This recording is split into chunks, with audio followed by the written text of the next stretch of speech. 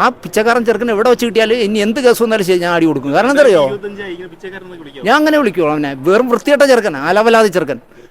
ആ വൃത്തികെട്ടല്ല, അലവലാതി. കാരണം ഒരു സിമ്മിൽ നിന്ന് വിളിക്കുക. അപ്പം ഞാൻ പറയണം, അനിയാ നിൻ്റെ സംസാരിക്കാൻ എനിക്ക് താല്പര്യമില്ല എന്ന് പറഞ്ഞാൽ മാന്യനാണെങ്കിൽ അവിടെ അവസാനിപ്പിക്കണം ഇല്ലേ. കുറച്ച് ഒരു 5 മിനിറ്റ് കഴിയുമ്പോൾ വേറൊരു സിമ്മിൽ നിന്ന് വിളിക്കുക. അപ്പം ഞാൻ എടുക്കുമ്പോൾ ഞാൻ സന്തോഷം വർക്കി അല്ല എന്താ ആറാട്ടെണ്ണൻ. ഞാൻ പറഞ്ഞു നിന്നോട് ഞാൻ പറഞ്ഞല്ലോ എന്നോട് സംസാരിക്കുന്നു, ഫോൺ വയ്ക്കും എന്ന് പറഞ്ഞിട്ട് ഞാൻ ഫോൺ കട്ട് ചെയ്യുന്നു. ഒരു 15-20 മിനിറ്റ് കഴിയുമ്പോൾ മൂന്നാമതൊരു സിം. അവൻ്റെ എനിക്ക് തോന്നുന്നു ഈ തന്തിയും തള്ളേക്ക് 50 സിമ്മാണ് വാങ്ങിച്ചു കൊടുത്തിരിക്കണമെന്ന് തോന്നുന്നു. അങ്ങനെ 4-ാമത്തെ 5-ാമത്തെ സിമ്മിൽ നിന്ന് വിളിക്കുമ്പോൾ ഞാൻ പറഞ്ഞു, നിന്നെ എൻ്റെ കയ്യിൽ കിട്ടിയാൽ കേരളത്തിൽ എന്ത് കേസ് എൻ്റെ പേരിൽ എടുത്താലും ശരി, നിൻ്റെ മൂക്കിനെ ഇടിച്ച് പരിപ്പാക്കും എന്ന് പറഞ്ഞു. അത് എവിടെ വെച്ച് കിട്ടിയാലും കൊടുക്കുകയും ചെയ്യും.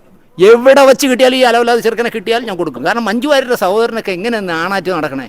മഞ്ജു വാര്യരുടെ അച്ഛനെ വിളിച്ചിട്ട് പറയാണ്, ചേച്ചി എനിക്ക് കെട്ടിത്തരാൻ. അവൾക്കൊരു ഡ്രസ്സ് വാങ്ങിക്കൊടുക്കാനുള്ള പാങ്ങുണ്ട് അവന്.